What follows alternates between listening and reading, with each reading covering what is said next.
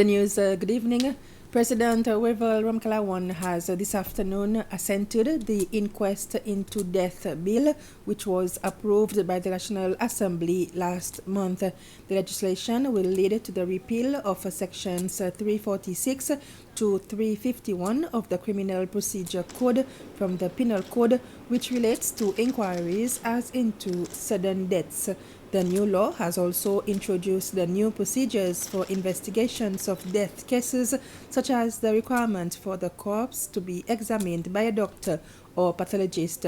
The law now also provides for a judge, magistrate, lawyer, or other legal experts to be appointed to carry out an investigation into the death of an unidentified person. Often these inquests can be very complex, and we haven't had proper guidelines and regulations in place to guide the magistrates over the years as to the correct procedure to be followed. There are cases sometimes where you can have almost 60 witnesses whose evidence needs to be taken. Sometimes, if a death happens on one of the outer islands, there are locus or site visits that need to be carried out. So I think it's extremely important moving forward that we have these guidelines in place to ensure that when inquests are carried out, they are done promptly, and we give the family the closure that they are looking for. Often in the past, recommendations are made, but because it is not compulsory for anyone to follow them, they are often ignored or left on the sidelines. So now I think with the new act, it brings more emphasis on the fact that recommendations will be made and they need to be considered by the different authorities who are responsible to implement these changes, be it the hospital, the prison services, the police. I'm really grateful to all of you for your input, for the hard work that you've put into producing this modern piece of legislation, which I'm sure helps us as a country to move further, for us to be seen as a country where the rule of law will apply in the first instance, but secondly, no death shall go unnoticed. No death in this country should be seen as a non-event. Everybody is given life, and when this life is taken away, it has to be properly recorded. So as far as human rights is concerned, again, we are putting this country at that level where respect for life is considered of utmost importance. The International Monetary Fund, the IMF, says it is impressed with the turnaround of the country's economy and the policies that the government has put in place to reduce the country's fiscal and debt vulnerability. It was the IMF mission chief for Seychelles, Boriana Yoncheva, who said this afternoon in a press conference together with the Ministry of Finance and the Central Bank of Seychelles.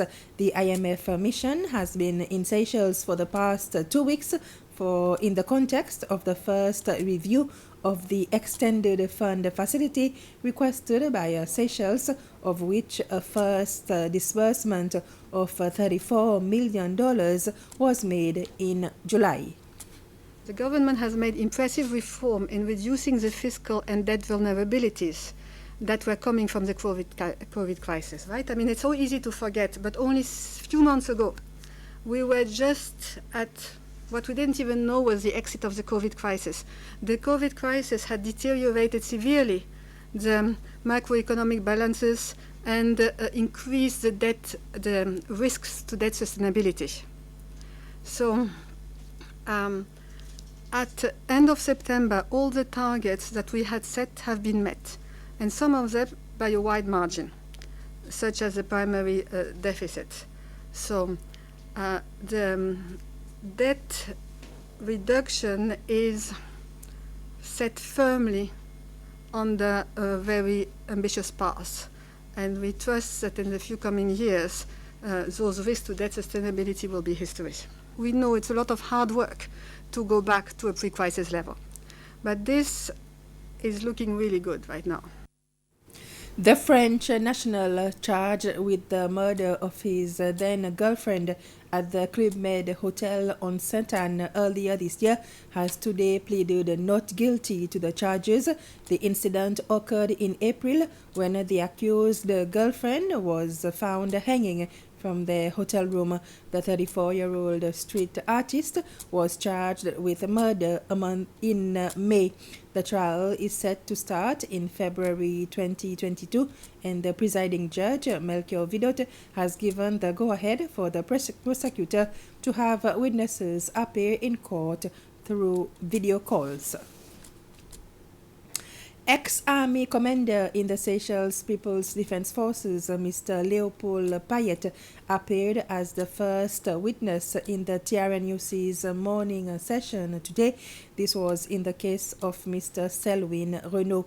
The latter, who came before the commission in May this year, recounted an incident in the early 1990s when he was taken off a public bus by soldiers at the Ensopin bus terminal, taken to the army headquarters at Bello, then the Central Police, and back to Bello for questioning. Mr. Renault, who was described as a Rasta man at the time, also claimed that his locks was cut, and he was also beaten up upon his release later that evening. Back then, Mr. Payet was the commanding officer of the army headquarters. Mr. Payet, if you had said no, what would have been the consequences for you? Maybe it will be an offense that, and then myself I'll be charged for set offense refusing the order from the commandant-in-chief. And the session was supposed to be the only public session for the day, but after some rescheduling, there was another public session early in the afternoon, and this was in the case of Mr. Maxwell Benoiton. And with this, we've come to the end of this news summary. I'll be back at 8 for the news in Creole.